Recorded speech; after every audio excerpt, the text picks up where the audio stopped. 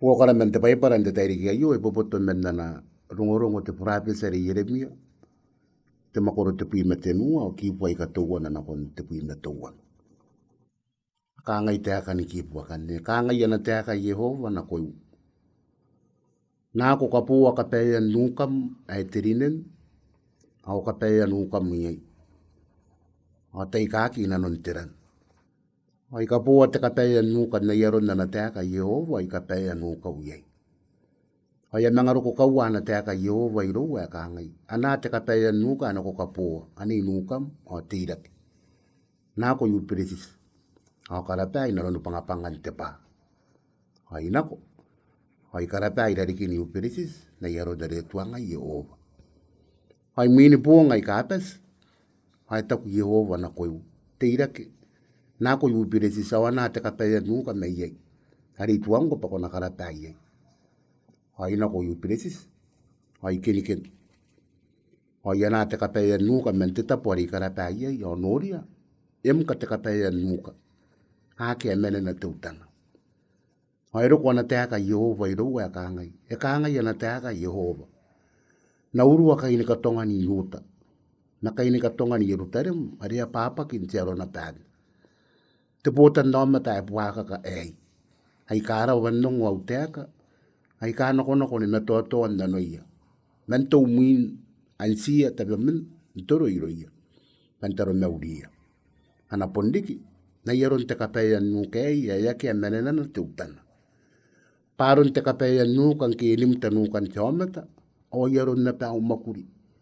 Kai ikanim mana kou te petari te rere ni kapenea, me te petari yuta ni kapenea. Puna na te haka Yehova. Pa neriki pa upuota na ometa, au pa kakan na toau, au pa ka mua muau, au pa ne puau. Naki, kano. Tiririki ni mepupua rua pui mai sua, mai ni Yesu o. Yana na bepaire ue ni yuta e te tikia. Nana tani yango. Haka na ko ia tau sapana kasika te purapisa i Yeremia meni ka pēia o dokan. Ia maisa na kamengo ne ka ana ko te tau teka. O tani ka iriri. Ana bure. Herangi ni korakora ana tete ana kon te tau teka ni yuta pa ipuri ari e karoia. Nka iate pe ni ka katauroi na kon na ia pōnu buaka me te tau teka ni pāpuron. Tiepa. Aria mga tepeng kain tau te akan te ono nu pare tain. Minto koni kain na yon na ikupita na yapo ni pua kan te ririki. Ono bubua ni meua. Mai ni Yesu. Iro ni Yeremia e tara ia pākiri ai mua ni katauroi. Ai apa ini pua kapa ake a menena na ia katauroi kana ake a te atua. Ina no ni pai ka iango i mani paire. Ari ai mua ni kira te atua i bukin te kapene ani iango. Ani pe paire. Na irawa nongo te uea aio. Ai bukin na yo akasika iei te purapis. Ndokan na. Payangan na ki mga piruro ina ni kawaini na maniapan na ko yuta i bukin te akan te reiran nano. Na kon te atua. Nga nane. Tiridiki ni mepupua te ne pui meruaiwa. Hai paka yuta. Na kon nano ni pei ni papuran. Haka iraki. Pateani kai. Ntia papuran. E kairu ari asantara ia te uea. Nana iango. Na nes. Hau ari asan te akin na te purapis, ai Yeremia. Ibukin na iyo, si pangara kakaba kinaron na ni iyo tan te warawari. Tai ka para te kape.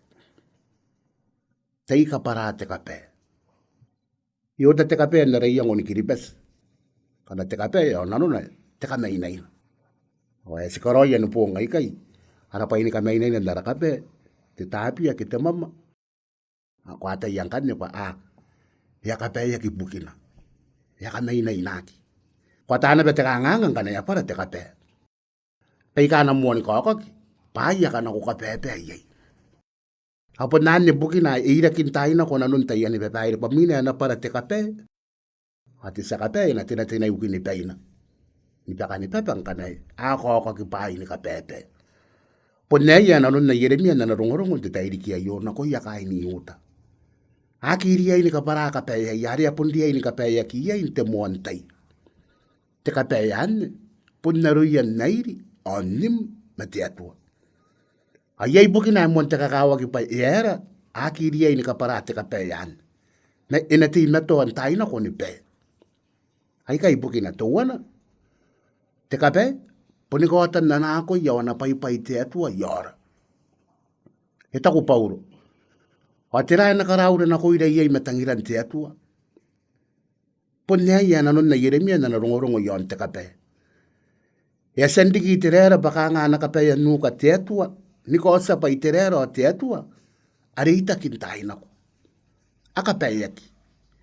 Au irio te kape iaki a iu poni mei rouni mua te atua. Saki hao mata. Poni te atua nana tangira. Nā nā koi. Ai e tauroi ni kape ia iei. Arona ma anao mata. Iri ki te kape iaki a iu pakota ni ta tauroi te atua ntaina ko ni iran tāngai anao mata. Ante ira dikia. E ngai nani. Apon te kapuani pa ia papa ki naron na e tere. Pa i tere arangai. Ia te pindiki pa te kape ia nuka ia muana ni pede taina. E nang muana ntuki pōnganana. I buki nangki iasad na ki karoi. Teike e kanta ni ngaki na ko iei pa ana karoi. I bukin te atua. E ki ita no ni makinan te atua. Ia te peni pono ni makini kora nana pa ini buaka. Nana tangan tausa. Naron na itaku. Pon te kapuani pa ia paapaki. Ntokin te tai. Au epaka ni kaka ia ki te reara ki iuta. Au.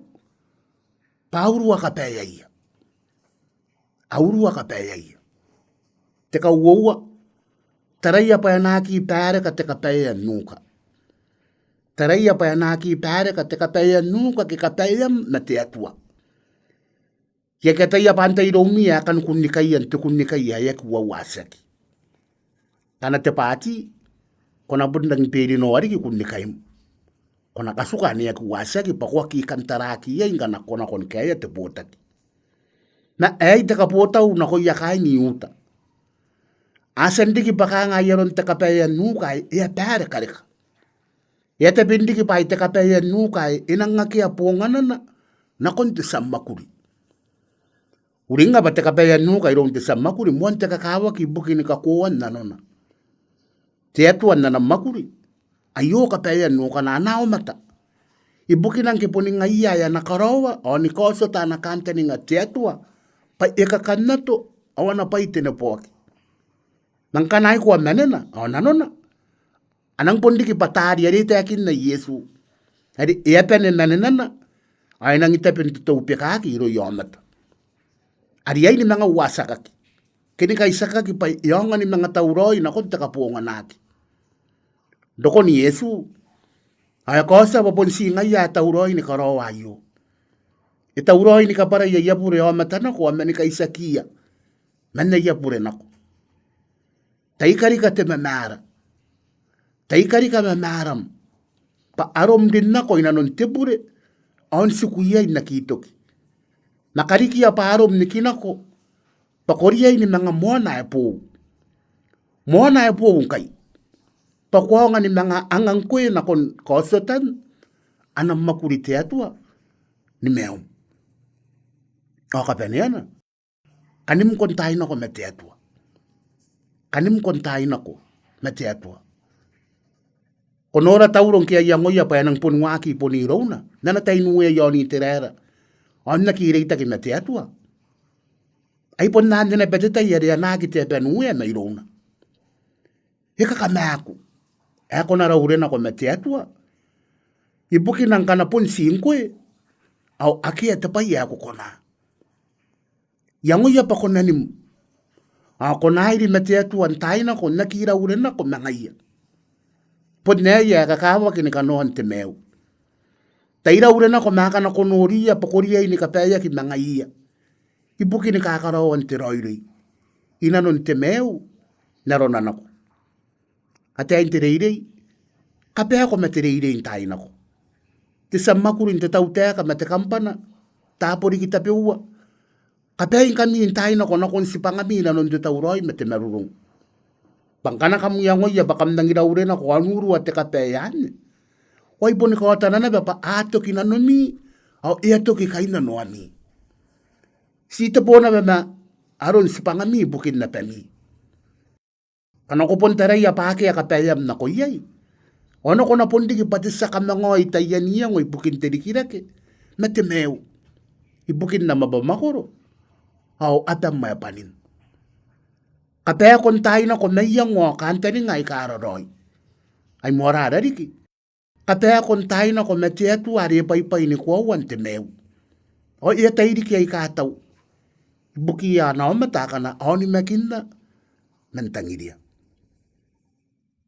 tai urua te kape sa tataro korapa te atu nam tangira paponin ko emua ai ko korira au ko kanimu ko mangaira pakuanga ni ko si pai ka koriei ni koroi taino ko ibukin na kora matangirara ingen kina sim ngaira ai ka simamara ingen kina sim ngaira ai ka tani pure na ironi Yesu kwa nganira te meu webu ko kaisakira ko koni meura iron tanem pasangan ne utakiraki sangan na iri mengkwe sangan ni kapaya ki mengkwe entaina sangan di ki bataponi paim ni karawa nanom ma am kantaninga kaisawaki nanon te wiki apo anganira te kora pandeken te ngaina ai po meirom o asina tauroi ni karawa isi pangaranako